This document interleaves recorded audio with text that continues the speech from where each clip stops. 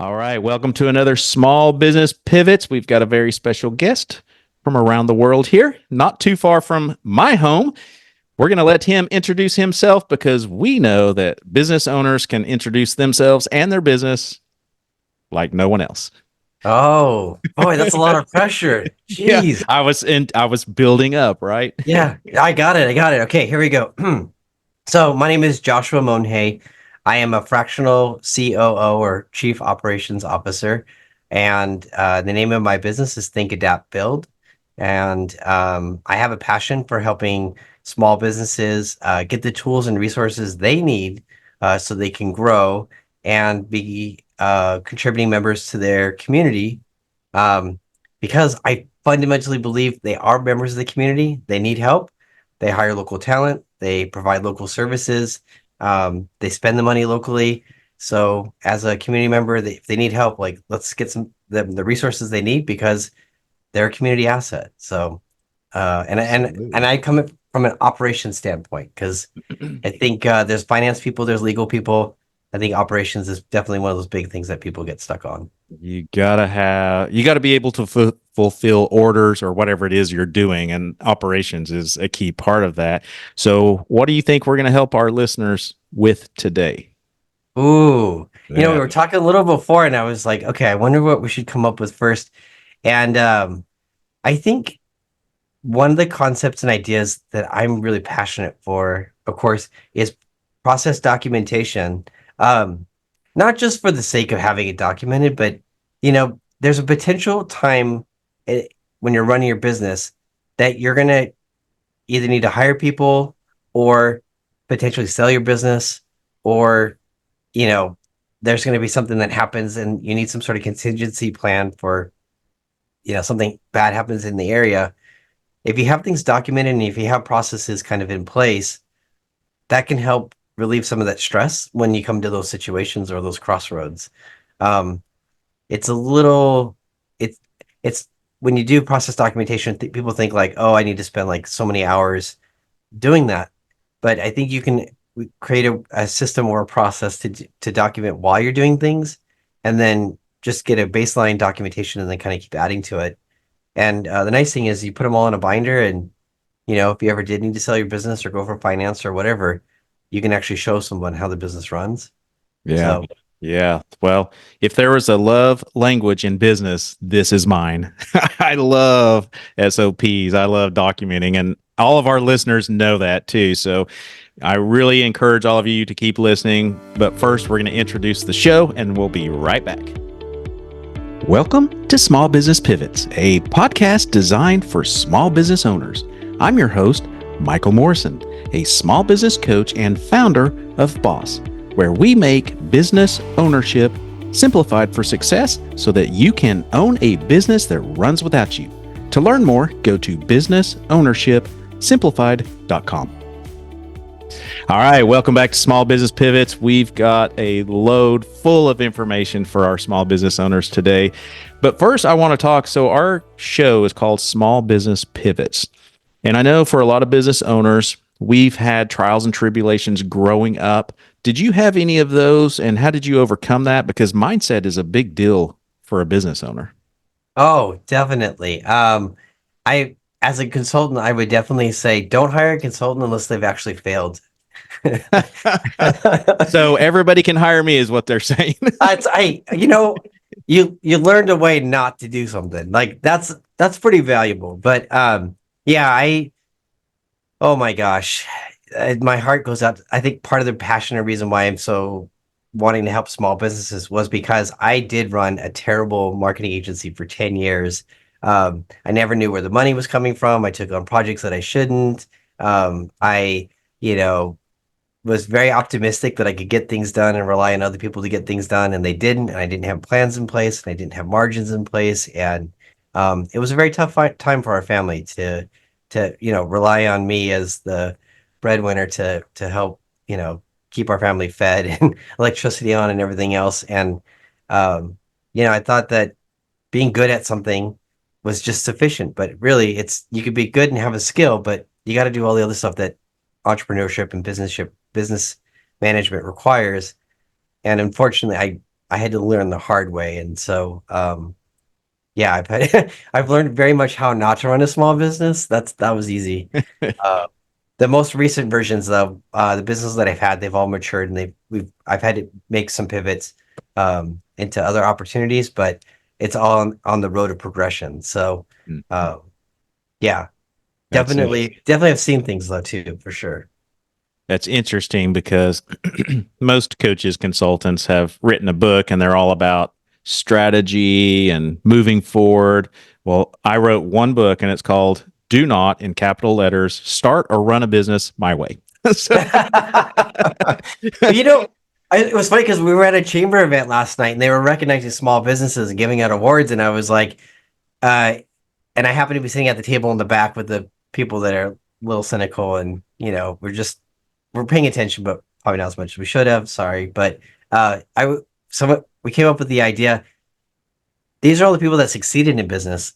What if we had an award show for the people that failed in business? Like, I mean, we could pack that thing out easy. I I mean, tell you, right? For every one person on the stage, there's like, at least half a dozen people that didn't make it. So, uh, we had a networking event just last week, and a group of us entrepreneurs were standing there talking about something similar. And it wasn't failures, it was who owes the most money, who's in debt the most. yeah, yeah. Oh my gosh. Yeah. So, Yeah, those, and the fact that you guys can talk about that and have that conversation, that actually shows a level of maturity, I think, for business owners. And, um, not to get all like pithy, but I think those are the conversations that you need to have if you're in entrepreneurship and you're in business. You need to have that conversation with somebody. So I think that's great. That's you yeah. guys. Yeah. You got to have, yeah, it takes us all. I want to hit on, so you're in operations. So you had a company that maybe not completely failed, but you felt like you failed. And so how did you come out of that? And all of a sudden you're like the operations guru, the goat of the operations. Well, so yeah, I actually went back to school. I went back to college. I'm very much a self learner, and so my shelves here are littered with books of just every inclination of business and ideas and sales. And so I actually went back to school, got a degree in economics, and then I was the director of economic development for a chamber for 3 years. And so I had like the hard knocks learning that I had and then the experience that I had working in corporate and different jobs. And then when I left the chamber, I had to start my own business again. And I recognized between the chamber work and what I did before, the businesses that succeeded or were doing well had some resiliency because they knew what they were doing, they had clarity of vision, and they had systems in place to take care of themselves. And so when I started, it was actually an SEO business right at the beginning of COVID. I knew very quickly, like, I need to know who I'm selling to, and I need to know what they want to buy. I need to provide that in a very clear, simple way. And so I did SEO audits as a very simple way to do that. And because of that simplicity and very targeted focus and having a clear process, I was able to get to six figures in 18 months just by being very focused. And so that success, I had a buddy of mine that was a fractional CFO. He was like, Joshua, between the work that you did, the chamber, the experience that you had, and then what you managed to do with your business, that's all operational pieces that some other people could use. And just before COVID, I was being considered for a COO position for a $10 million manufacturing facility. And so based on all of that, fractionals were just getting started, or the concept or the idea in this new wave. And so with my buddy telling me, hey, you should be a fractional COO, I was like, oh, I'll give it a shot. So I put a shingle up, and man, people once I got past that initial conversation, they were like, oh my gosh, yes, can you make my business run easier? Can you save me time? Can you help me make more money? You know, like they were so excited to talk to me. And so then I started picking up clients. And again, having operations in place, having structure in place to do that and facilitate that has been extremely helpful. So I'm basically eating what I'm cooking. So Yeah. Well, let's talk about those systems and things like that, because I know, we both know, and many of our listeners know that they all hear systems and processes, SOPs, and that they know they need them. A lot of them don't even know where to start. Some of them, they're just like, yeah, that's for other, I don't want to do that. And the problem I find with that is if you don't do it, you're not going to survive. I mean, you're really not. You're going to be working yourself to death. And business owners that come to us for business coaching, they're burnt out. And they think that's just one more daunting task that they have to try to do, have to figure out. So, can you help us with that big conversation I just stopped with? Can you help us clarify, like, it doesn't have to be that difficult and maybe some processes that they can start with? Yeah. So I think first, it starts with, and I think you've talked about this like growth mindset or having the idea of, what the future can look like and that potential. So I think starting off, I know it feels very much, for people that are very tactile, they're like, wait, I have to sit and think first. Yeah, sit and think first. Yeah. One, get the idea of one growth mindset, so that you want to grow, that you're going to do what it takes to kind of make that next phase happen. The second thing is, as think of it as process improvement, right? So even that first pass that you do something, it's not perfect. That's okay. If you write down like answer the phone is like your intake process, or write it down on one sheet, like that's fine. At least you're starting the documentation process. And then as you go through the rest of kind of like the customer journey or the customer experience, I would basically, and I have a formula for it, and we'll go over it in a second, but basically just document those, what I would call like meta processes, like how do you do payroll, or how do you take money from a client, or how do you follow up with them? All of those like big concepts, just write those down in a basic, simplest form that you can, and then in a week or two, or when you have time again, go over those and then write the next level of that, what that looks like, and then go over it again, then come up with the next level, and eventually you'll get to the place where you'll know that when somebody calls, George is going to answer it. He's going to document it into your CRM. He's going to dispatch it out to Joe, Mary. Mary's going to book and you'll have the whole thing mapped out. But to get there, start with the meta process, kind of the big high level, and then kind of work your way down. And then, since you said I get to talk a little bit, so with that, the processes that I would start off with, one is, how do you raise awareness of your product or service? Like, and that's marketing, but like, how does that work? And if you can't answer that question, then whoever you're paying for marketing, you need to go ask them. And if they can't answer the question, then you probably should find a new marketer. Uh, but you want to ask a question like, how are people finding us, or how are people getting aware of us? And then you want to document what that looks like. And then you want to set up a tracking system. So a very simple way to do that is when you answer the phone, or when you get an email, or however they book, ask the question, how'd you hear of us? It's a very simple process to put in place. You document it, adds tons of value. The second thing that happens is the customer intake, right? So this is your chance. You've convinced someone to buy whatever it is you're selling. Now you've got to make that experience align with what they're paying you. So you want to make sure that they felt like they're being welcomed, right? So somebody comes, you invite somebody over to your house, and you're like, figure out which door to come in, and good luck. Yeah. That's not a very welcoming experience. Right. So you want to figure out like, how are they being received? What's going to happen when they get here? What does that process look like? And then if there's additional things that you need, like be sure to let people know ahead of time to expect that. So if you're a home inspector and you actually need to physically come into the house, it would be helpful to tell the person, hey, by the way, when I do my home inspection, I need to be in your house for an hour or 2 hours. So like, let's schedule that ahead of time, or let's prep that. So that would be one way, or a plumber, or landscaper, whoever, like, hey, I need this. I need these additional things, not just the price that you're paying me, but I need these additional things for you to help me to get this done appropriately. Build that experience, make sure that people are aware of it, and then document that. The third one is some sort of payment. Everybody, I mean, right, we all do work. We're all going to get paid. Some people get paid up front. Some people get paid after the service, whatever that is. Make sure you have a good, clear payment system in place. If you're taking cash or checks or whatever, like create a process around that. So then the next part is then fulfillment. You actually have to do the work. You have to do what's promised. Yes. Make sure you have a system in place for that. Document how that gets done. And then once the work's done, then there's like documentation and reporting, right? You got to let the client know that the work's done. What does that look like? Document that. And then the last piece to it is, now that you've done all of that, can you market to that person afterwards, or can you continue that relationship with that person? I focus on service-based businesses. So the idea is that, there's that first time you're going to do something, or that transactional kind of one-time experience. Okay, but how do you turn that into a lifetime value? Where if you are a plumber, or let's say electrician, sure, you did that one project, but then what if you followed up with the person in a month or 2 months, with a newsletter or with the thank you, or just some way of staying in touch with those folks? Then next time they need somebody, they're not rushing to the phone book or they're doing a Google search.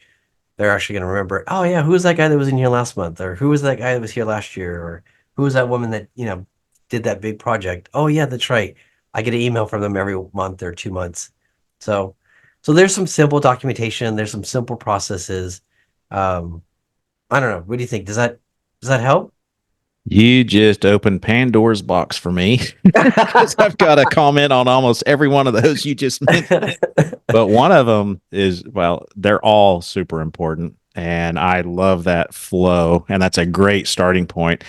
First off, I hear business owners say one of two things. I don't have time to do one more thing. So, how much time can they expect to spend doing this? And then, how many processes should they expect to get done? In other words, should they focus on one or two a week so it's not just overwhelming, or maybe 10 a quarter? Have you found a good number there?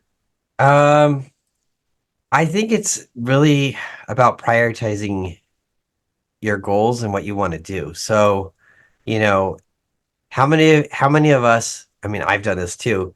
Like, I look at my income for the month and I'm like, holy crap, I'm a little shy here. Yeah. I gotta hustle up, right? So then I basically put everything else off to the side, and I'm focused on sales, and I'm pushing that to get done, and so I can get that money in for that next bill. Um, so I think with this, it needs to be a priority for you. That needs to kind of be the undercurrent of everything you're doing.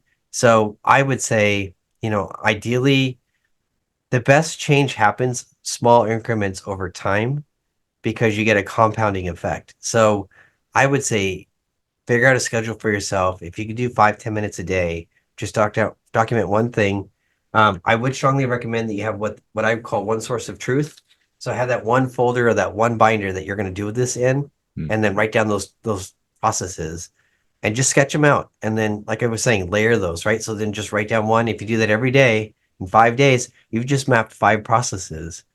So the next week when you go back through, even if you want to fix those, you can go back over them again and then refine them, refine them. If you do that, it might take you a couple months to actually get those 5 processes fully documented, but then you'll have 5 fully documented Yeah. processes. Yeah. And you know this, like Michael, when you're documenting these things, you're also thinking, oh wait, why do we do it that way? Oh, why Yes. like like I had one client, they documented the process for approving receipts, and they went to the owner to approve any expenditure. Like, and there was an email chain and 2 hours of work spent on a $25 receipt that was missing. And the owner sent me the email chain, and she was like, "Why are we doing this?" And I told her, one, why do you let that happen? And two, It's your business. I don't know. but two, I told her, I was like, well, what's the authorization level that these people have to be able to make these choices or like figure the stuff out? She goes, oh, I never did that. And I was like, okay, so let's call this a $25 problem. Do you need to be involved in a $25 problem? No. Great. So then let's let the bookkeeper know if it's less than $25, just deal with it, right? Oh, that's a good idea. Great. She's like, but 25 is kind of low. How about 100? I was like, sweet. Now it's there you go. We just created a new process. Anything under $100, you guys take care of it. I did add one caveat. When we have multiple under 100, let's set a value max for that. So then you don't want a $10,000 problem, but of $100 problems that nobody told you about. Right.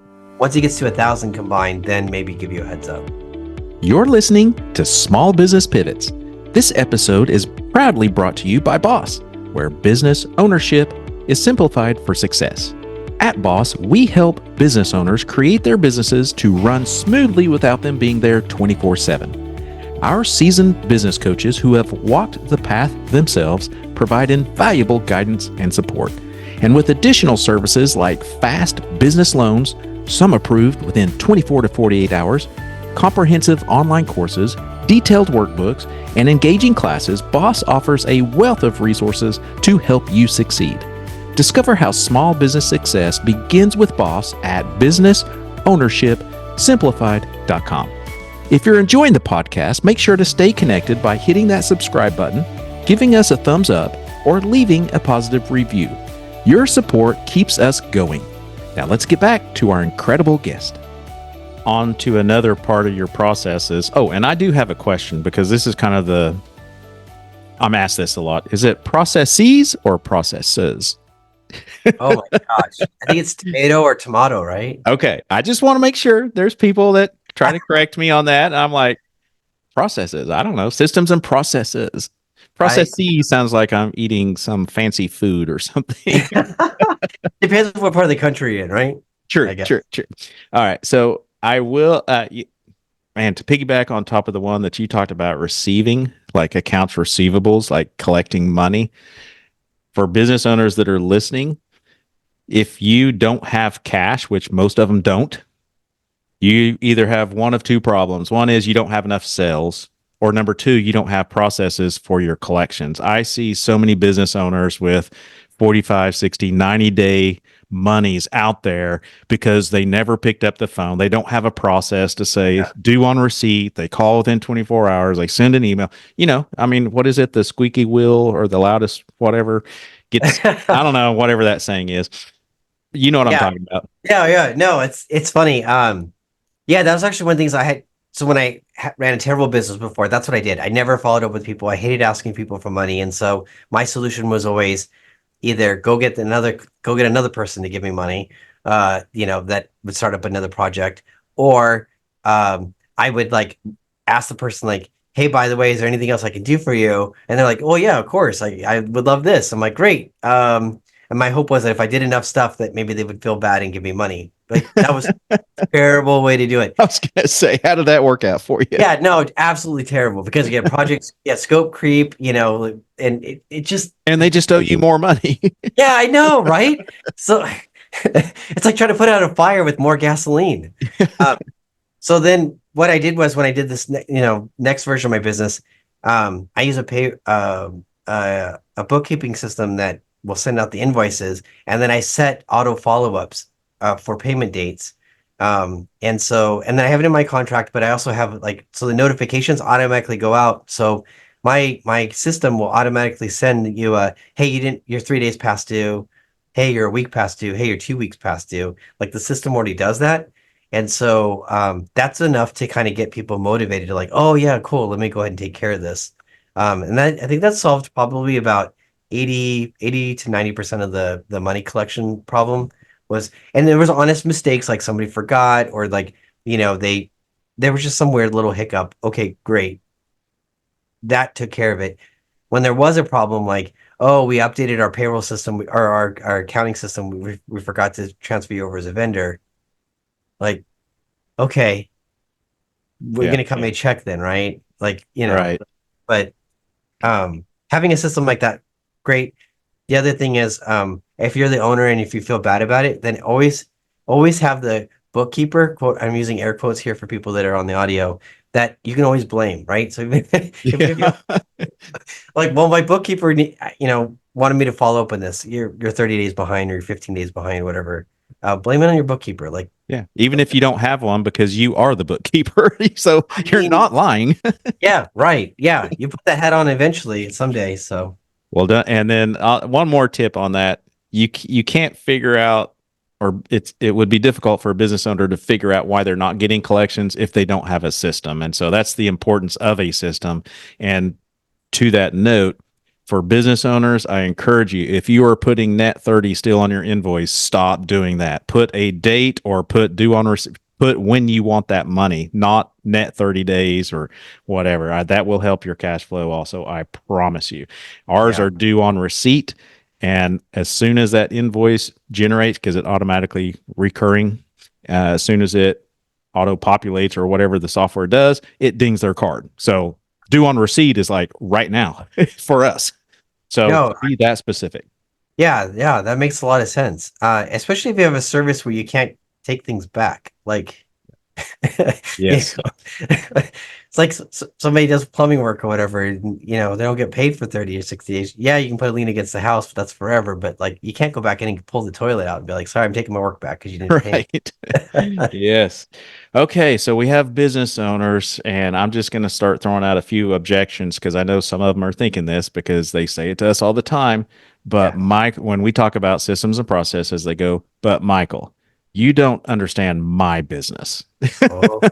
Talk Oh, to us about that. yeah, yeah, yeah. Um, yeah, there's businesses, yeah, sure, snowflakes, maybe. Um, no, there's actually businesses all run on the same chassis. I mean, that's the reason why when I say I help service businesses, people are like, "Oh, is it like what do you mean?" I'm like, "Well, what do you want it to mean? Like, are you, you're a lawyer? Are you a hairstylist? Are you a plumber? Are you a marketer? Like, that's service-based business. You're providing a skill and a service in exchange for money. That all kind of flows the same way.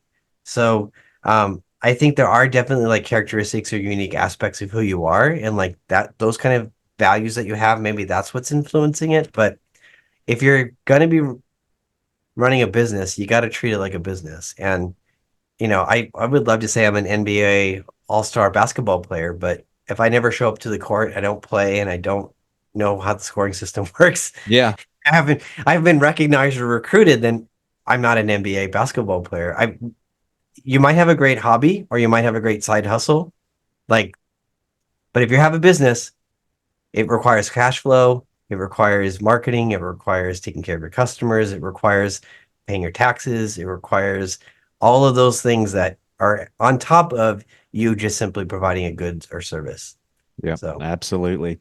Well, you mentioned earlier, you said several times, write down, write it down, write it down. What about video? Can someone do that, or do you find that writing it down is better? And then where do you store them? yeah, so it's funny that you mentioned that because I meet people all the time and they're like, "Oh yeah, SOPs, documentation. I totally do that." I'm like, "Great, show me."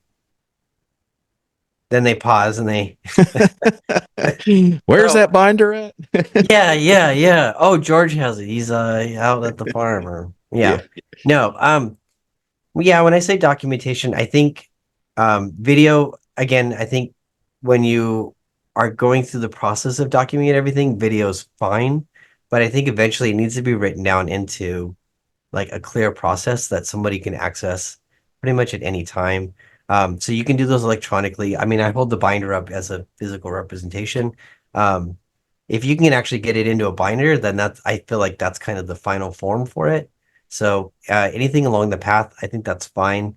Um, you just want to make sure that everybody can access it, everyone can use it.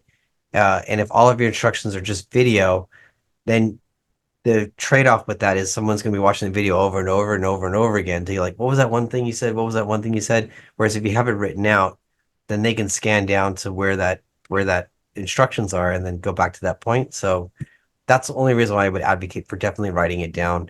And there's enough evidence out there that if you actually physically write something, you tend to remember it better.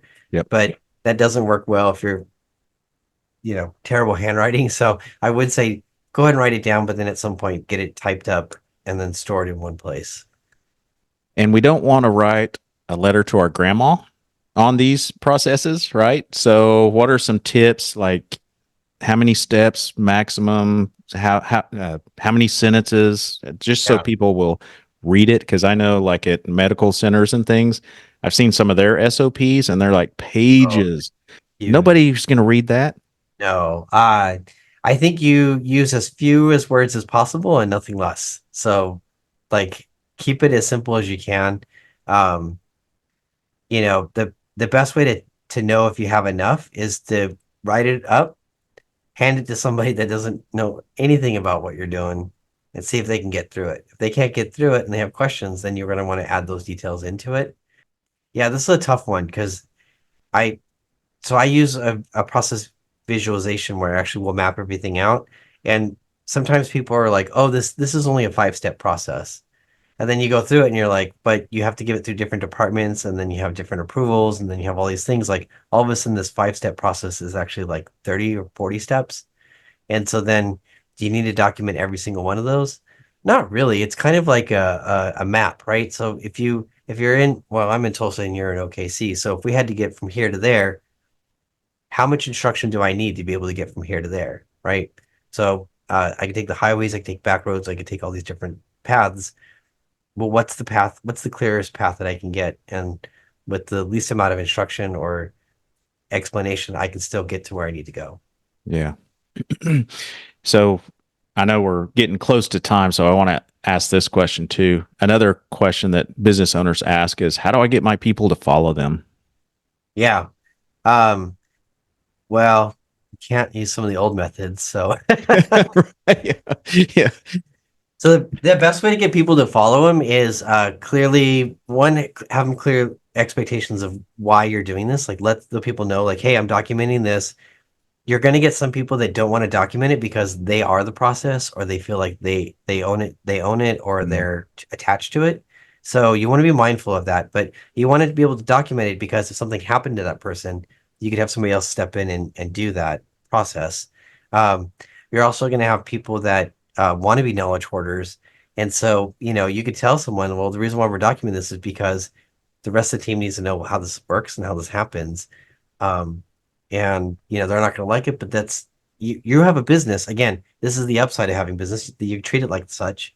Um, and then the other piece of this, if you really want people to go along with it, is help them create the process that you're writing down, like, or help them write that out. So go to them and be like, hey, Michael, you're really good at this. This is great. Eventually, if you want to move up or move in another position, we're going to need someone else to take the spot. Like, can you help me document this and write mm, this down, like what you do? Or in case you're sick, like we can get someone else to step in. Can you help me write this down, or can you help me figure this out? If you make them part of the process and they have a little bit of ownership in it, there's a higher probability they're going to follow it and they're going to be able to do it. Um, and the last piece I'm going to say, and your listeners are probably not going to like this, but there is a statement out there that, a fish stinks from the head. So it's the leadership that basically is going to be accountable to make sure that people are doing it. And so I would suggest that if you are a leader, that you demonstrate the behaviors that you want from the rest of your team. So mm. start working on some of your own processes that you're going to follow. That makes me laugh because I see that all the time. Why won't they follow my SOPs? I'm like, well, you didn't come in that door like you tell everybody else Yeah. to, Right. or Yeah. you You didn't come in. park where you're supposed to. So why should they? Yeah. And they're like, well, I'm the owner of the business. Okay. Well, then, You're still the leader too. yay. The And example. I tell CEOs when I work with them, I'm like, listen, I'm here to help you set the rules. It's your business, so you can break any rule you want. But when you break a rule, I'm going to tell you, hey, you're breaking a rule, and there's consequences to it. And those consequences, that's where you start having a team that's not listening to you, that's not following through, that's not, Yeah. vested in your or interested in what you're trying to do. Then you need to change some of your leadership, start demonstrating what you expect, and then you hold everybody to that standard. It's easier to hold people to a standard when everybody's following it. Yeah. Amen. Well, I know that a lot of business owners can't even fathom following our slogan that says build a business that runs without you. Well, this is one of those ways. You have to be systemized. You have to have SOPs in order to have a business that can run without you. Is that fair? Oh, very much so. I mean, it's a difference. I mean, just to kind of be a little harsh, in the line in the sand, is it a hobby, or is it a job, or is it a business? Right? Those are kind of the three little buckets that you land in. And if you can't walk away from it, or you can't go on vacation or call out sick, or and you're the only one that can do everything or be the choke point basically for all this work, you're not a person that owns a business. I hate to say it. You You have gotta a job have a job. Yeah. A and crappy job by some. making less money than you could in the open market, probably. Yeah, yeah, right. And you're full And of debt. yeah, and I love meeting the service people that are like, I quit working for, the regional big guy because blah blah blah. They don't know what they're doing. So I started my own business. Cool, man. Do you know what you got yourself into? Like, Right. yeah. Yeah. Well, and for business owners out there, we're not trying to be mean. We're just trying to be real. And I always say, for the business owners that come to us, wanting help or guidance or something, I I first have them acknowledge one thing, and you have to fess up on this, and that is the business you have today, the challenges you have today. You either created that or you allowed it, one or the other, right? Ooh, Because it's yeah, their business, they own it. yeah. I Yeah. So mean, yeah, the buck stops with you. so until you change, nothing around you will change. Is kind of where I go with that statement, and they have to recognize that first. That if they want a better business, they have to be a better version of themselves. Yeah. No, that makes sense. I mean, what was the other? I forgot what the quote was, but you know, you you know when you have a successful business when you're not the smartest person in the room. You Yeah, know. I love that. Absolutely. Well, Joshua, we're out of time. I can't believe Oh, it. that was so Yeah, fast. it was fast. So, how can someone get a hold of you? Tell us a little bit about your business, how you can help others. Okay. So I work as a fractional COO. I usually help service-based businesses from 500,000 to 10 million in revenue. They're kind of at a place where things are working, but the bus is on fire, the wheels are coming off, and they need someone to kind of step in and help, uh, not just with strategy, but actually kind of work with some implementation, showing up and helping create order and putting out those fires. Um, and the practical ways that I help do process documentation and visualization. So I get a big map and we map everything out. We do flow charts with those. The nice thing then is we have lanes. And so then with those lanes, we can use those for job descriptions. And then we can actually do evaluations for like cost and time and quality. And so these visual maps they do several things. The other thing they actually do too is you can go get those copyrighted and those become IP that you can put in your binder, your business binder. So if you ever needed to sell your business or get it valuated, you actually have documentation that will increase that valuation. Um, and then the second thing I do is help build an operations binder or operations system for people. Again, sitting in there doing interviews, talking to people, and documenting that for them. So you mentioned earlier, some guys like, I don't have time to do it. Great, come tag me in, coach. Yeah. Let me run alongside you and let me get the documentation and process in order. So those are like the simple ways. I do audits and I do other things too. So anything operations, if you need something, contact me. If I'm not the guy, I will definitely get you to the right person. And then the best way to get a hold of me, I'm easy to find. I'm hard to book a little bit. So you can find me on LinkedIn. Joshua, Monge is my last name. I think show notes, I'll send you some stuff you can throw in there. And then my website is thinkadaptbuild.com. And then you can send me an email if you want, Joshua M at thinkadaptbuild.com. Very cool. Well, you have helped a lot of people today. Oh, So I I hope so. appreciate your time. You've been a blessing to many. And I encourage small business owners to reach out to Joshua. He and I talk off air here, and he knows his stuff. So if you don't want to do it, I encourage you to get it done and call Joshua to do it. So it's that important. And you brought up another point before we close, and that is it increases the value of your business. We didn't even go that direction yet. Oh my gosh, I think we might have to do something else on that. But yeah, that's the other offset. If you are building a business, all of that non-pay stress, like joy and pain, the offset to all of it is there's a valuation on the back end that at some point, if you ever decide to actually sell this thing, you're building up value that you don't get to realize now. But if you're intentional about it, you can have a nice exit when it comes time for you to go. Absolutely. Well, Joshua, if you were standing in a room with a bunch of small business owners in different seasons of business, what's one piece of advice that might be applicable to all of them? Get One, out. No, I'm just kidding. get out. Run, No, run, yeah, Forrest, I'll run. do it. That's my first piece of advice for new entrepreneurs. And Okay.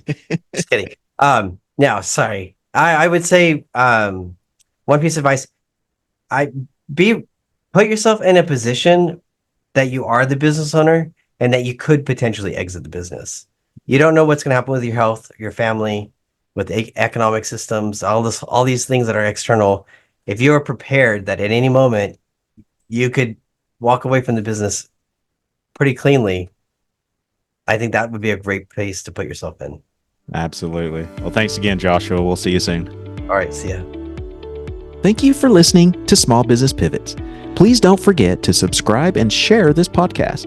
If your business is stuck, you need help creating a business that can run without you, or you need a fast business loan or line of credit, go to our website, businessownershipsimplified.com, and schedule a free consultation to learn why small business success starts with boss. If you want to talk anything small business related, email me at michael@michaeldmorrison.com. We'll see you next time on Small Business Pivots.